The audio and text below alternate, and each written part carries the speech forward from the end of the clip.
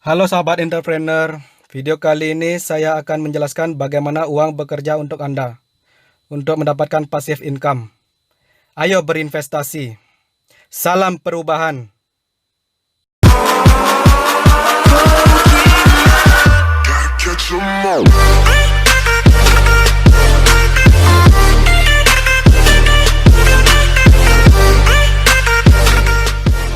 Oke, teman-teman semua, selamat siang. Di sini saya akan menjelaskan suatu platform investasi baru ya, yang bernama TLC IBH Investment Bank, dan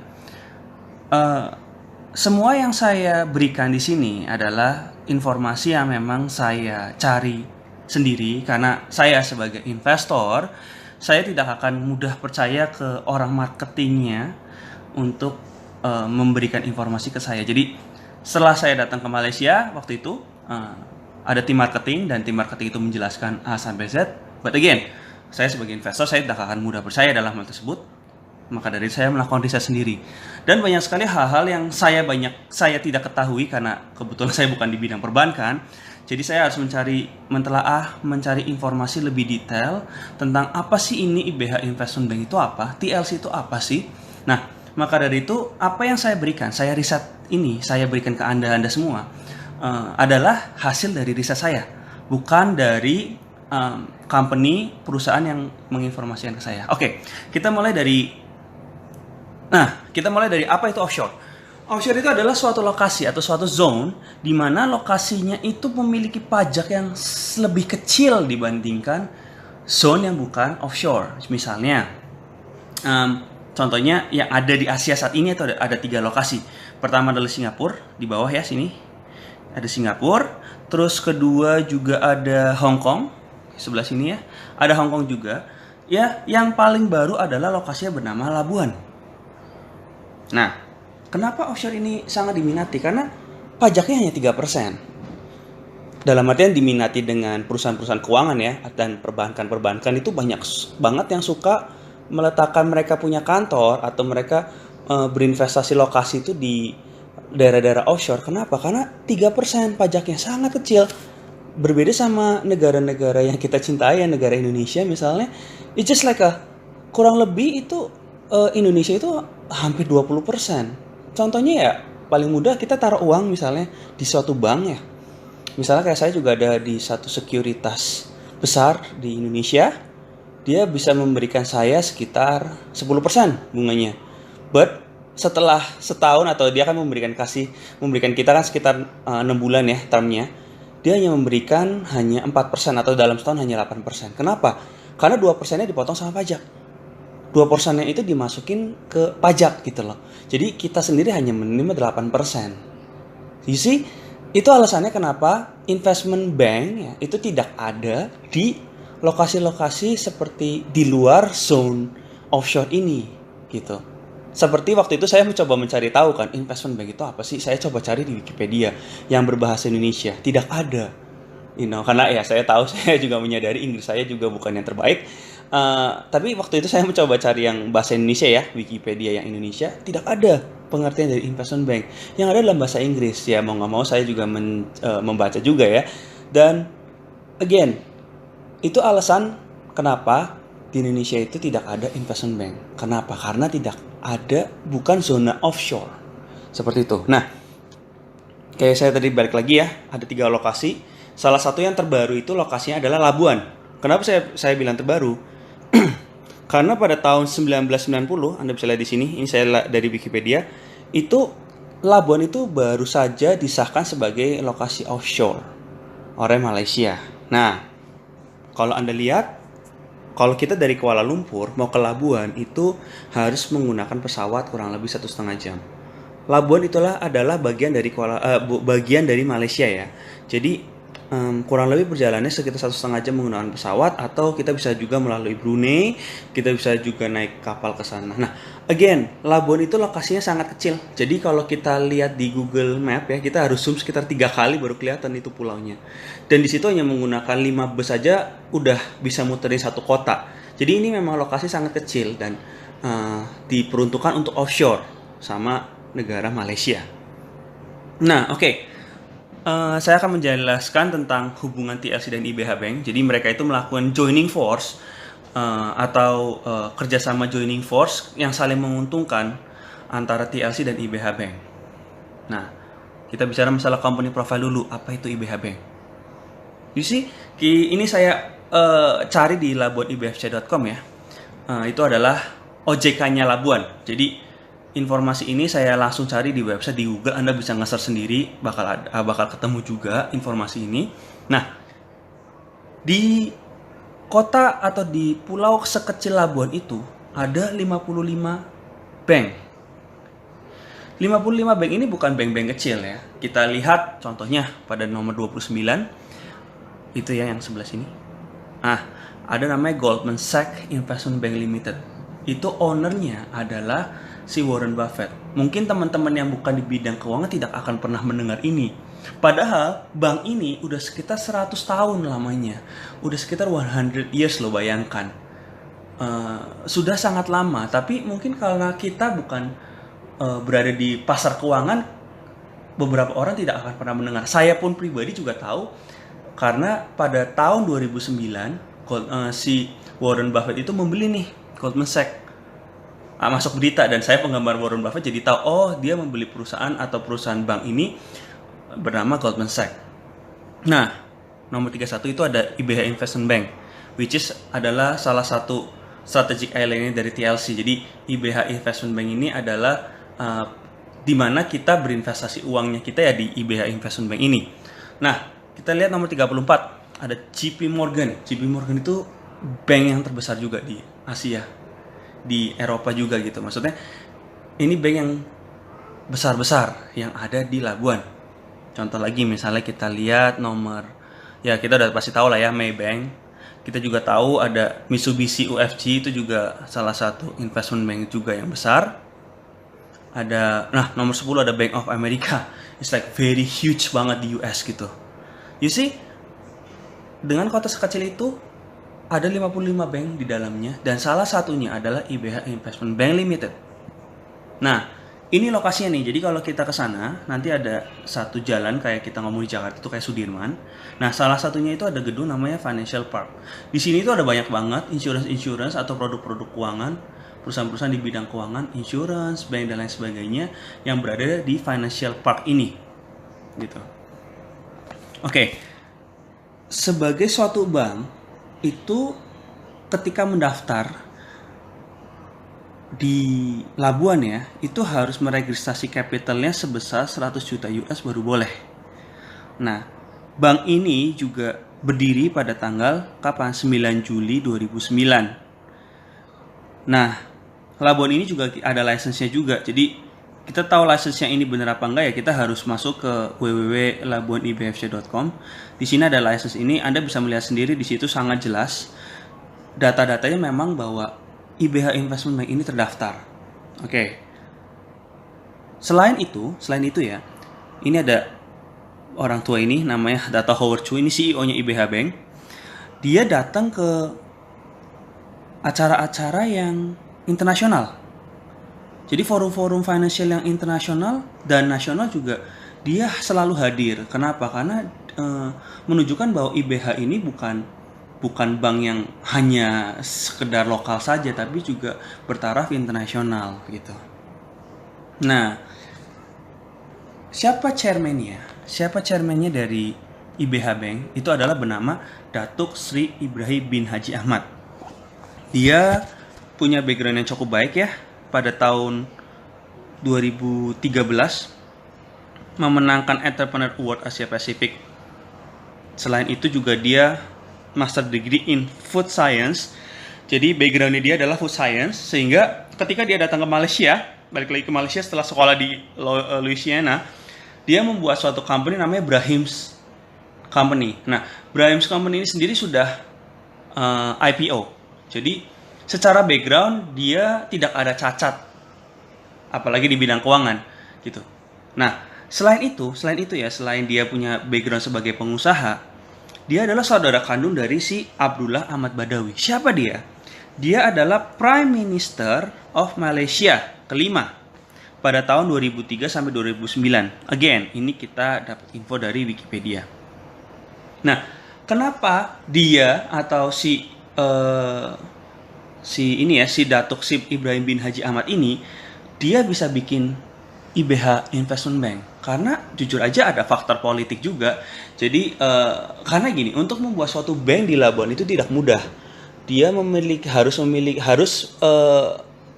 memiliki izin yang sangat-sangat lengkap gitu loh. Nah, kenapa dia bisa? Karena jujur aja ada faktor politiknya juga. Karena dia adalah saudara kandung dari si Abdullah Ahmad Badawi. Jadi mempermudah dia untuk membuat IBH Investment Bank seperti itu. Nah, selain itu, selain chairman-nya yang bukan orang yang dalam tanda kutip nggak bener ya, bukan penipu atau nggak ada black record ya, recordnya nggak ada record yang buruk, dia juga melakukan IBH Bank ini, berinvestasi di IBH Bank ini karena siapa? Karena si CEO-nya. Siapa CEO IBH Investment Bank? Kayak seperti sebelumnya aku katakan ya, namanya adalah Dato Howard Chu. Nah, Dato Howard Chu ini sudah sekitar 40 tahun di perbankan. Ini data sekitar 10 tahun yang lalu ya. So, sudah sekitar 40 tahun di perbankan, dan di perbankan dia memiliki posisi-posisi kunci. Nah, misalnya contohnya di DBS Taidanu Bank sebagai Executive Director. Di Singapura juga ex-Vice Chairman Singapore Trade Chamber. Jadi, dia adalah Director dari DBS Bank jujur aja. Nah, ketika itu dia dikirim juga ke Thailand, ya, untuk memperbaiki bank yang bernama Danu Bank ini, Thai Danu Bank. Nah, kenapa waktu itu dia dikirim ke sana? Karena waktu itu Thailand lagi krisis. Jadi Danu Bank ini hampir kolaps. Dikirimlah si Dato Howard Chu ke sana untuk merevitalisasi bank ini agar bisa berjalan dengan baik sampai akhirnya dibeli sama DBS. Setelah dia pensiun dari DBS, dia langsung membuat bank yang bernama IBH Investment Bank ini. Jadi gini loh, saya berpendapat yang gini, ketika saya mau berinvestasi di suatu bidang, saya akan memilih orang yang terbaik untuk saya investasikan. Contohnya misalnya kayak kita mau berusaha di bidang makanan, food and beverage. Saya lebih memilih orang yang misalnya bekerja di KFC or McDonald yang sudah besar sebagai posisi tinggi, dibandingkan saya masuk ke orang yang mungkin hanya punya restoran kecil satu gitu loh. Kenapa? Karena kita tahu ketika kita meletakkan lebih banyak uang atau kita berinvestasi, orang yang sudah berpengalaman dia tahu cara mengelolanya. Sama dengan kita meletakkan uang di IBH Investment Bank. CEO-nya ini adalah orang yang sudah berpengalaman membuat memanajemen suatu bank besar gitu loh. Apalagi sudah berpengalaman sekitar 40 tahun. Jadi ketika kita meletakkan uang di IBH Bank dan CEO-nya adalah si Dato Howard Chu, dia sudah terbiasa untuk mengelola uang dengan jumlah yang sangat besar gitu loh. So again, ini salah satu alasan kenapa saya berani berinvestasi di IBH Investment Bank. Nah, selain dia CEO-nya dari IBH Investment Bank, dia juga adalah director dari si Brahim's Company. Brahim's Company itu apa? Brahim's Company itu adalah perusahaan yang menyuplai makanan. Salah satunya ya, menyuplai makanan ke militer dan menyuplai makanan ke airlines yang ada di Malaysia. Selain itu, juga dia membuat suatu produk yang siap saji untuk produk yang siap saji dalam artian gini. Misalnya contoh bumbu-bumbuan ya, seperti itu. Dia membuat produk seperti itu, si Brahim's Company ini. Selain itu juga dia menyuplai ke store-store besar di Malaysia. Nah, ini adalah bukti kartu namanya dia bahwa dia memang adalah Director Group of Strategy dari Brahim's Company. Jadi penyuplai makanan halal terbesar di Malaysia adalah Brahim's Company ini. Nah, ini adalah bukti, kalau kita lihat paling kanan bawah, menunjukkan bahwa Brahim's ini sedang docking makanan ke airlines gitu.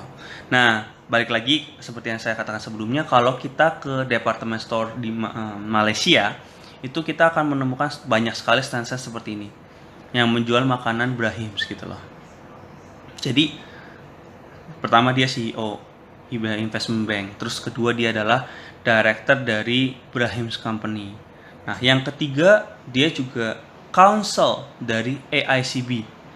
AICB itu apa? AICB adalah sekolah banker. Jadi kalau kita mau menempuh pendidikan di dunia banker, kita ya bisa datang ke Malaysia dan sekolah di AICB ini. Dan dia, si Dato Howard Chu itu memiliki pangkat atau memiliki prestasi, yaitu FCB. FCB itu apa? FCB itu Fellow Chartered Banker. Kalau ketika kita kuliah di AICB, setelah lulus kita mendapatkan gelar Chartered Banker. Nah, FCB ini tidak bisa kita beli dengan uang. Jadi FCB itu adalah ketika kita memiliki prestasi khusus di bidang perbankan selama jangka waktu sekian puluh tahun, kita baru mendapatkan gelar FCB. Di Malaysia sendiri, FCB itu hanya ada 15 orang. Dan Dato Howard Chu adalah salah satunya dari FCB tersebut. Jadi FCB itu penghargaan tertinggi di bidang perbankan di Asia. Nah, kalau misalnya kita perhatikan juga ya, ini ada sering sekali Labuan IBFC. Labuan IBFC ini adalah OJK-nya Labuan ya. Labuan IBFC ini OJK-nya Labuan. Kita perhatikan, ini Anda bisa lihat di channel YouTube-nya. Si Dato Howard Chu itu menjadi seorang pembicara di OJK-nya Labuan atau Labuan IBFC, bukan jadi peserta. Menunjukkan bahwa dia itu punya kompetensi yang cukup tinggi, mempunyai dedikasi dan kompetensi yang sangat tinggi, sehingga dia bisa menjadi salah satu pembicara atau orang yang sangat didengarkan di dunia perbankan. Nah, selain itu ya, Dato Howard juga bikin buku untuk AICB tadi. Jadi dia adalah penulis buku di perbankan yang bukunya itu apa? Ya ini judulnya, Anti Money Laundering and Counter Financing of Terrorism, yang ditulis langsung sama si Dato Howard Chu. Nah, ini adalah perusahaan-perusahaan yang sudah bekerja sama dengan IBH. Ada ANA Airlines, ada Burger King, Carrefour, mungkin perusahaan-perusahaan yang besar, atau Quantum Metal, ada Brahim's juga. IBH Investment Bank itu hanya boleh melakukan B2B, tidak boleh melakukan B2C. B2B itu apa ya? Business to business. Jadi kenapa kita lihat banyak sekali customer dia itu bergerak di bidang bisnis gitu loh. Nah, ini adalah kerjasama yang paling baru pada 25 Oktober 2019 bersama dengan China Construction Bank. China Construction Bank adalah Big Five dari bank terbesar di dunia, Big Five, ya. Dan IBH menjadi bank yang terpilih untuk bekerja sama dengan CCB. Nah, apa kerjasamanya? Jadi gini, China itu ketika dia mau berinvestasi di Malaysia melalui CCB ini ya, dia adalah mata uangnya yuan. Nah, dia perlu suatu bank, suatu money exchanger ya, atau penukaran uang ke Malaysia atau ke ringgit Malaysia, sehingga dipilihlah IBH Bank untuk melakukan itu. Jadi kalau misalnya katakanlah dari keuangan China keluar ke CCB, CCB ini akan mentransfernya uangnya ini ke IBH. Nah, IBH akan merubahnya ke ringgit dan dia adalah yang mendistribusikan uangnya untuk para orang-orang yang akan bekerja di Malaysia gitu. Jadi hubungannya kurang lebih seperti itu, sebagai money exchange gitu. Oke, nah kita lihat bahwa Daniel Ma Abdullah ini adalah kepalanya Labuan FSA atau Labuan IBFC. Ya, kita lihat dia juga pembicara di CNBC juga, pernah menceritakan tentang Labuan. Hubungan antara CEO dari IBH Bank atau si Howard Chu dengan si Daniel itu cukup baik gitu. Nah, selain dia CEO dari IBH Investment Bank, dia juga sebagai director dari Brahim's, dia juga sebagai counsel AICB, counsel dari sekolah banker. Selain itu juga dia adalah chairman dari LIBG. seperti saya ceritakan sebelumnya tadi ada 55 bank ya di Labuan, 55 investment bank ya. Nah, LIBG ini adalah suatu kayak paguyuban. Jadi 55 bank ini harus mereport mereka punya result ya, atau mereka punya data-data, informasi-informasi ke si LIBG ini. Dan Dato terpilih menjadi chairman-nya. Kalau dia bukan orang yang memiliki kompetensi, saya rasa dia tidak akan terpilih menjadi chairman dari LIBG ini. Gitu. So, saya balik lagi saya lihat ya. Kalau seorang yang sudah punya 4 jabatan, kita ngomong aja deh perjabatan income-nya per bulan 100-120 juta atau 150 juta kali 4 itu udah 600 juta rupiah gitu loh. Ketika orang pada posisi dengan umur segitu, dengan dia punya background yang baik yang sudah dia bangun berpuluh-puluh tahun, dengan posisi-posisinya dia sekarang, menurut saya pribadi akan sangat sulit untuk mengorbankan itu untuk menipu dalam tanda kutip. Jadi untuk orang seumuran dia ya, apalagi dengan result seperti ini, dengan jabatan dia, fokusnya sudah beda dari sudut pandang saya. Fokusnya dia bukan hanya keuntungan pribadi lagi, tapi dia juga ingin membuat keuntungan yang lebih tinggi atau memiliki result, memperbaiki orang-orang yang berinvestasi di dia agar bisa mendapatkan keuntungan yang lebih baik, meningkatkan kehidupan mereka menjadi lebih baik lagi. Kalau dari sudut pandang saya itu adalah tujuan dari si IBH Bank ini dan si CEO-nya ini Dato Howard Chu. Jadi sudah beda fokus, bukan masalah keuntungan pribadi lagi gitu loh. Nah, kita ngomong Labuan FSA. Labuan FSA itu apa? Seperti saya jelaskan sebelumnya, Labuan FSA adalah OJK-nya Labuan. OJK-nya Labuan ini ya biasa disebut tadi Labuan IBFC. Jadi ini lebih ketat daripada OJK-nya Indonesia. Kenapa? Karena Labuan FSA dia ada 8 entitas lain di luar ini ya. Jadi ada 8 entitas lain yang memfilter dia. Ada 8 entitas. Jadi apakah bisa menipu atau bisa menyogok? Menurut saya sangat sulit. Kenapa? Karena harus ada 8 ACC. Jadi harus 8 perusahaan ini atau 8 entitas ini harus mengatakan, oh ya, ini adalah bank yang layak untuk berjalan misalnya begitu. Izinnya diperbolehkan itu harus melalui 8 entitas tersebut. Jadi lebih sulit kalau orang mau melakukan kecurangan dalam perizinan dari Labuan IBFC, dari OJK-nya Labuan. Berbeda sama di Indonesia karena kenapa? Karena OJK-nya tidak ada yang memonitor. Yang memonitor hanya dari government, mungkin dari DPR RI dan lain sebagainya. Kalau Labuan FSA tadi balik lagi, dia ada 8 entitas lagi yang meng-ACC bank lain untuk masuk gitu loh. Jadi penilaiannya ada 8 entitas lainnya. Nah, selain itu perizinan di Labuan juga udah ada. Sekarang IBH juga memiliki perizinan di Fintra Canave. Fintra Canave itu adalah dari Kanada.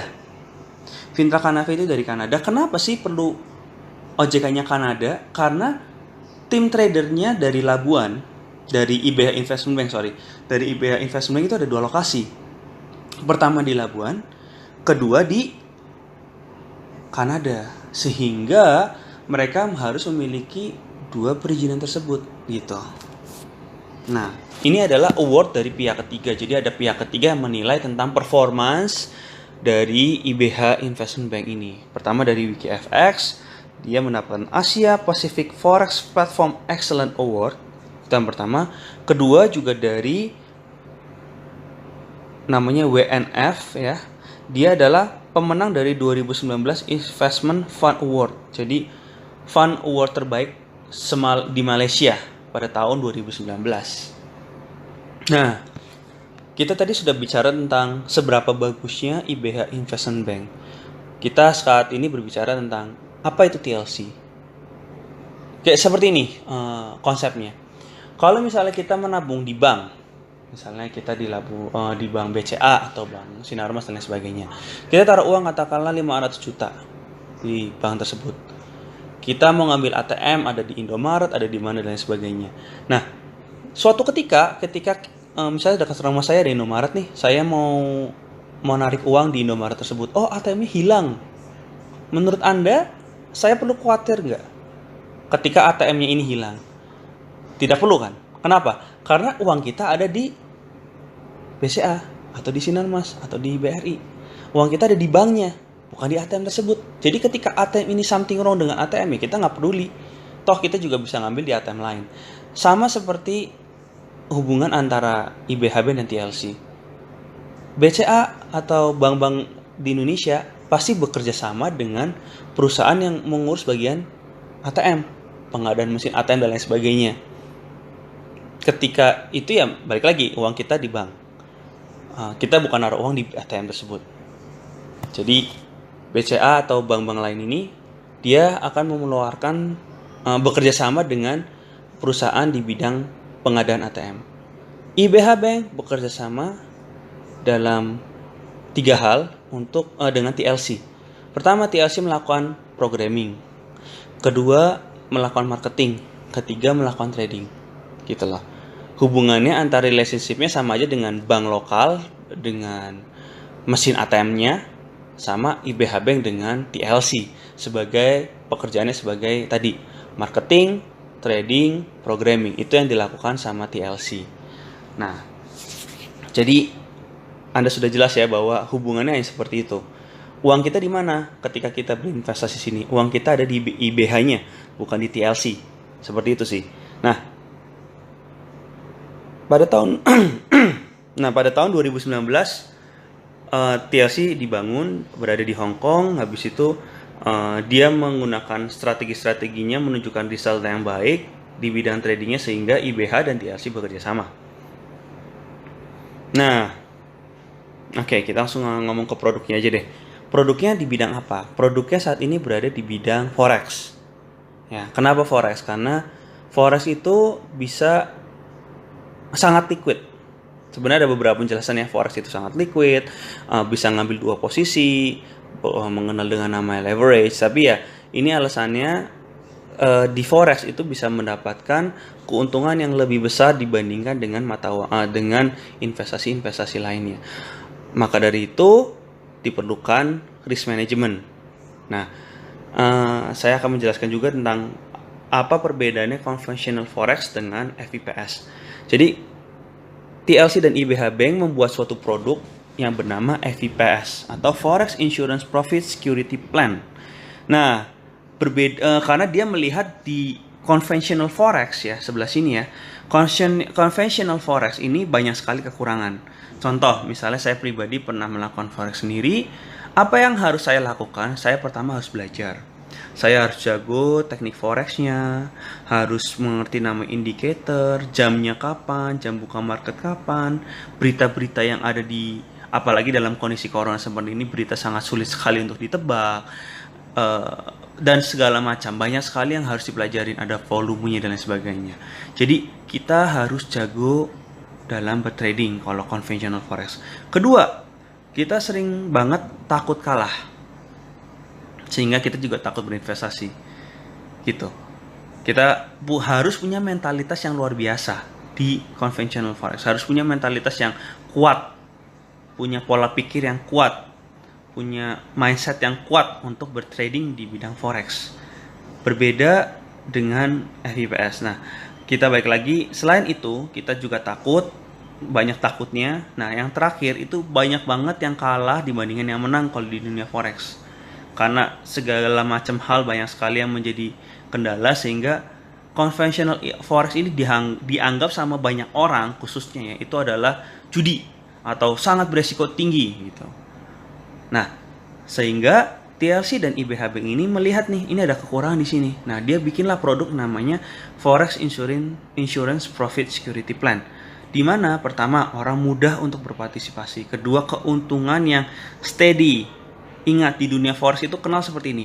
Kita nggak mencari keuntungan yang banyak, tapi kita mencari keuntungan yang stabil. Itu adalah orang yang jago di dunia forex. Gitu. Yang ketiga, profit and break even outcome. Jadi mendapatkan keuntungan dalam forex ini. Itu adalah kunci dari FIPS. Oke, FIPS sendiri gini. Jadi pertama, yang pasti ya, kita tidak perlu jago trading karena sudah ada orang-orang yang jago trading di TLC dan IBH. Ya. Kedua, easy to operate, mudah untuk dioperasikan. Kenapa? Karena hanya menggunakan internet, pakai handphone aja kita udah langsung bisa ngecek, bisa join, bisa jualan juga. Jadi easy to operate, mudah banget. Yang penting ada internet, ada handphone. Ketiga, fair and transparent trading. Jadi kita nanti ketika kita join, kita mendapatkan suatu MT4 di mana di situ kita bisa melihat nih hasilnya seperti apa. Hari ini misalnya kayak hari ini keuntungan berapa persen. Atau besok misalnya ada trading, kita bisa lihat berapa lotnya segala macam. Langsung ada transparansi di MT4-nya. Nah, keempat, fast and easy withdrawal. Jadi kalau kita ngambil itu paling lama itu Sabtu pagi. Jadi kalau bisa hari Jumat kita narik. Hari Jumat kita narik, uang akan masuk ke rekening kita kurang lebih ya hari Rabu minggu depan sudah ada gitu loh. 5 hari kerja lah kurang lebih. Nah, yang terakhir adalah safe fund segregation. Jadi kita ada fund khusus yang dikhususkan untuk bertrading, tidak menjadikan satu. Nah, ini sekedar informasi buat teman-teman yang memang masih baru pertama kali mau join investasi. Kita harus tahu bahwa sebenarnya dalam dunia forex itu ada 3 cara investasinya. Yang pertama adalah managed by trader. Ini kejadian sama saya belajar dengan uang sekitar 25 juta untuk belajar trading. Saya ketemu guru karena saya pikir dia guru, dia mengerti banyak tentang trading. Saya ajak kerja sama dia menggunakan uang 10.000 US.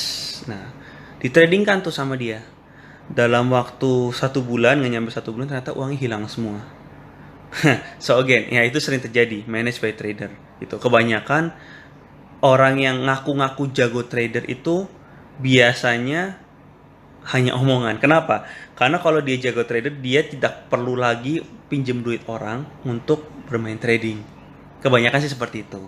Oke, itu yang pertama. Kedua, managed by forex company. Ini juga harus hati-hati karena kita tidak pernah tahu nih bahwa perusahaan ini memang benar-benar melempar uang kita ke interbank atau hanya memainkan sendiri. Karena kebanyakan di Indonesia 99% itu ya 99% brokernya itu adalah bandar broker. Jadi bandar broker gini, kalau saya kalah Anda menang. Misalnya saya broker ya, Anda bermain di saya. Ketika Anda bertrading, Anda menang, saya rugi. Ketika saya menang, Anda rugi. Nah, itu sering terjadi. Harusnya tidak boleh seperti itu. Harusnya seorang broker atau saya itu harus saya lempar ke bank. Bukan aku beradu dengan investor. Tapi kalau misalnya ketemu broker yang lempar langsung, misalnya investor ke saya sebagai broker saya lempar langsung nih ke pasar, ke bank misalnya. Nah, itu apalagi dengan menggunakan robot, ya itu bisa aja. Cuma balik lagi, kalau kita tidak bekerja di situ, kita tidak tahu. Nah, itu juga ada. Jadi managed by forex company. Nah, yang ketiga yang baik itu adalah bank platform. Karena ini bagus kenapa? Karena bank ini tidak peduli kita untung kita rugi, dia nggak peduli. Bagus dong. Karena berarti ya dia tidak ada tujuan buruk ke kita. Karena kita untung pun dia nggak rugi juga. Bank ini tidak mempedulikan kita untung atau rugi. Itu hal yang sangat baik sebenarnya. Jadi ada 3 hal ya.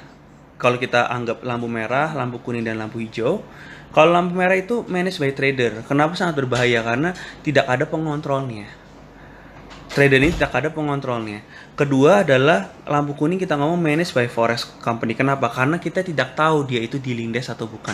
Dia itu benar-benar sebagai broker yang baik atau broker yang buruk. Jadi managed by forex company itu saya kategorikan lampu kuning. Nah, yang terakhir ada bank platform. Bank platform itu kenapa saya tulis lampu hijau? Karena bank balik lagi tidak memedulikan kita untung atau kita rugi.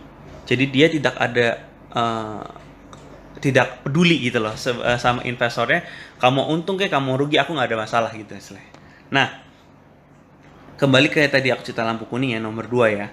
Nah, ini yang sering terjadi. Jadi ini kenal namanya dealing desk.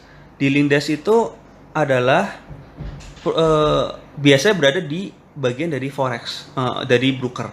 Nah, harusnya itu entah seperti ini. Nah, seharusnya customer itu ngelempar ke forex, ke broker. Broker yang benar itu harus ngelempar ke interbank. Nah, cuma kebanyakan itu tidak seperti itu. Kebanyakan itu seperti ini hasilnya. Jadi kalau ini untung, brokernya rugi. Ketika ini rugi, brokernya untung. Sekarang mana ada broker yang mau rugi, istilahnya gitu kan. Dia tujuan membuat broker kan pasti buat untung kan. Jadi ujung-ujungnya dengan misalnya gini, ini banyak banget contoh ya. Misalnya aku broker, aku menjual suatu robot. Oh, ini robot bagus nih, tidak akan kalah, tidak akan rugi. Nah, oke, orang percaya, orang masuk, untung 1%, 2%, 1%, 2%. Pada sewaktu-waktu ketika saya merasa udah mau untung banyak, ya aku rugiin semua, aku minus 100%. Kita sebut namanya MG atau margin call, MC atau margin call. Kita sebut MC, margin call. Jadi uangnya hilang semua. Kenapa? Karena again dia dealing desk, dia begini. Dia nggak mungkin mau rugi terus. Dia pasti maunya, dia nggak mungkin ngasih keuntungan terus ke investor. Pasti dia sewaktu-waktu dia mau cari keuntungan dengan cara apa? Dihilangin semua duitnya. Nah, kalau bank itu kebanyakan non DD.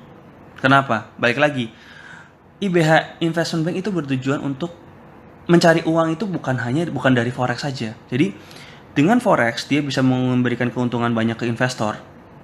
Semakin lama tujuan dia satu, yaitu memperbanyak investor. Jadi dia mau meningkatkan investor ini. Begitu investor semakin banyak, dia akan banyak investor juga. Dia bisa bernegosiasi dengan government dan lain sebagainya. Jadi dia mencari keuntungan dengan cara yang berbeda, bukan dari forex company ini aja gitu loh. Nah, itu alasan kenapa kenapa saya berani berinvestasi selain dari background yang baik ya. Saya juga berani karena dia sebagai namanya, kalau orang mungkin mengerti itu, dia adalah liquidity provider. Dia langsung directly to interbank. Jadi itu salah satu alasan kenapa saya mau join di IBH Bank. Oke. Nah, gimana caranya kita tahu bahwa uang kita ada di IBH Bank? Jadi kalau kita buka MT4, kita akan bisa melihat ini. Ya. Kalau ini tulisan TLC nih kayak gini. Oh, saya nggak mau. Kenapa? Karena uang kita di TLC artinya. Kalau kayak gini, kita menunjukkan bahwa uang kita ada di IBH Bank. Ya. Nah, ini aku akan menjelaskan sedikit ya tentang tradingnya. Sebenarnya dalam pengaplikasiannya, pengoperasionalnya, ini jauh lebih sulit. Ini hanya sangat-sangat sederhana untuk dijelaskan ke para customer atau ke para investor atau ke calon-calon investor agar orang lebih mengerti. Paling nggak sedikit lah ngerti tentang apa yang dilakukan sama tradingan dari IBH dan TLC ini. Oke? Contohnya sangat sederhana jujur aja. Nah, misalnya kita masuk minimalnya berapa? 1.500 US ya, dan kelipatannya. Jadi kalau mau satu unit, kita hitung satu unit itu $1.500. Jadi kalau misalnya mau 2 unit ya $3.000, 3 unit $4.500 dan selanjutnya. Oke, dibaginya seperti apa? Dibaginya $1.000 masuk ke trading account atau account kita. $500 masuk ke hedging account atau accountnya namanya hedging. Mereka itu menggunakan strategi namanya hedging. Hedging itu keuntungannya satu, dia resiko bisa diminimalisasi. Makanya again, we call it risk management. Jadi resikonya bisa diminimalisasi dengan strategi hedging. Cuma kerugiannya satu juga, yaitu keuntungan nggak bisa banyak sekali. Mungkin Anda kalau punya teman yang pernah trading tiba-tiba, satu hari atau satu bulan bisa 50, 60, 70%, 100%, 2 kali lipat, 3 kali lipat. Itu hal yang sangat biasa di dunia trading. Cuma ya resikonya juga tinggi. Nah, di sini dengan strategi hedging, strateginya resikonya diperkecil. Cuma tentu saja keuntungan juga diperkecil juga. Tidak bisa sampai berkali-kali lipat. Nah, itu strateginya dari hedging tersebut. Nah, again 500 masuk ke hedging pool, 1.000 masuk ke trading account. Nah, ini adalah contoh kalau misalnya kita mendapatkan keuntungan dan mendapatkan kerugian itu seperti apa. Nah, kita ngomong trading profit ketika lagi untung. Ngambil posisi nih, contoh. Posisi buy. Nah, posisi account hedging account ya, dia posisi sell. Kebalikannya. Nah, seperti itu. Nah, ini posisi buy, ini posisi sell. Jadi, katakanlah trading account kita yang $1.000 untungnya berapa? Katakanlah ngambil untung 22%. Di account satunya, di account hedging poolnya itu rugi karena dia ngambil posisi sebaliknya. Jadi di sini ruginya.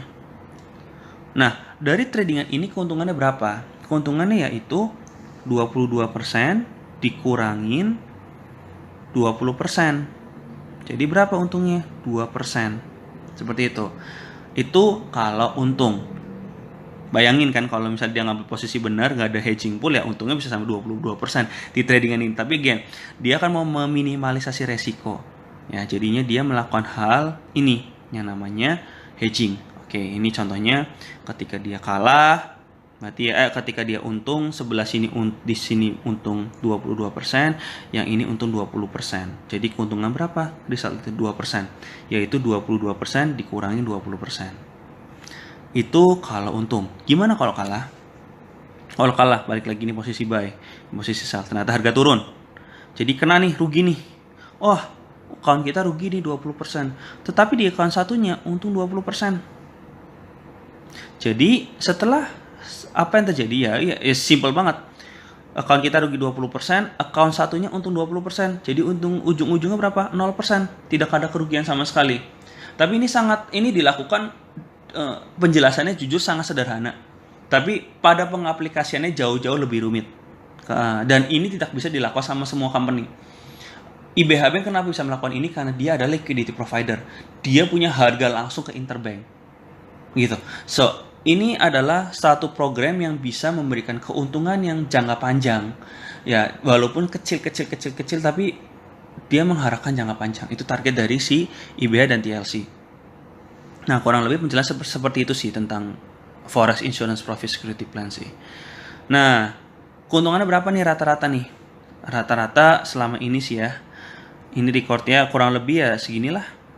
Anda bisa lihat sendiri ya. 11-12%. Yang mungkin karena gara-gara pandemik ini, jujur untuk bertrading jauh lebih sulit karena resiko lebih tinggi. Ya, keuntungan masih di angka ya 8% lah kurang lebih per bulan. Masih oke, bukan yang terburuk juga, masih oke. 7-8%. Monthly, kurang lebih segitu sih. Oke. Nah, gimana cara bacanya? Saya zoom dulu deh biar lebih jelas. Oke, cara bacanya gimana? Nah, ini contohnya kalau kita taruh 20 unit. Ya, atau 30.000 US kita taruhnya. Yang masuk account kita kan $20.000. Kenapa yang $10.000 masuk ke hedging? Nah, di trading ini ngambil posisi sell. Harga sesuai target turun, untungnya berapa? $2.740. Ini di account kita. Cuma di account hedgingnya itu rugi $2.320. Untungnya berapa? Untung dari tradingan itu adalah $420. Kurang lebih seperti itu cara bacanya kalau kita sudah join dan ada mendapatkan MT4-nya. Nah, ini yang paling penting. Jadi suatu company bisa maju kalau dia punya short term plan, mid term plan, dan long term plan. Jadi punya jangka pendek, jangka menengah, dan jangka panjang untuk rencana-rencana yang dia lakukan. Oke, kita ngomong masalah ini ya, Smart Forex Expert. Jadi sampai saat ini company sudah melakukan perbaruan terus untuk AI-nya. AI itu adalah suatu matematika atau suatu matematika yang sudah dibikin demikian rupa untuk membaca forex trading yang sering kita sebut signal. Jadi AI ini diperbarui terus, diupdate terus sehingga memberikan signal lebih baik lagi. Itu target dari jangka pendeknya dan sudah dilakukan. Yang kedua adalah 1 million user. Jadi midtermnya dia mau punya 1 juta orang user yang aktif yang berinvestasi di perusahaan TLC dan IBH Investment Bank ini. Dan midtermnya sini sudah tercapai juga karena saat ini sudah ada di 30 negara. Bahkan untuk posisi-posisi tinggi ya mungkin nanti saya akan menjelaskan tentang bisnisnya di tempat yang lain. Untuk bintang 6 itu udah ada 100 orang. So, ini target-target yang luar biasa. Nah, yang terpenting satu lagi adalah long term plan. Nah, IBH Investment Bank ini bukan hanya berfokus di forex company aja. Dia juga berfokus di mata uang atau jenis-jenis investasi yang lainnya karena kita mau ada diversifikasi dari investasi. Sama semua bank juga seperti itu. Mereka pasti mau ada diversifikasi investasi. Tidak mungkin dia hanya cari tabungan saja. Pasti dia ada di bagian asuransi mobil, ada juga di bagian asuransi perumahan, ada juga bagian pinjaman dan sebagainya. Itu namanya suatu bank pasti dia mau membuat semakin banyak jenis investasinya untuk para investor. Sama dengan halnya IBH dan TLC. Yang terakhir, yang paling baru tahun 2020 ini, dia bekerja sama dengan perusahaan yang namanya Ava, yang mungkin nanti saya akan jelaskan lagi ya di video yang lain. Ava ini adalah perusahaan dari New Zealand, dan dia bergerak di bidang big cap dan bond gitu. Jadi itu adalah jenis investasi lainnya. Juga ada di ini juga ya, kalau nggak salah ada di cryptocurrency juga, digital money juga. Jadi itu yang dijalankan sama perusahaan Ava. Baik lagi, mereka bukan hanya mau fokus di forex saja nih, pasti dia mau fokus di lainnya juga sehingga bisa membuat diversifikasi atau pilihan opsional buat para investor untuk memilih kamu investasi di bidang apa nih, karena masing-masing punya kelebihan dan kekurangan, seperti itu sih.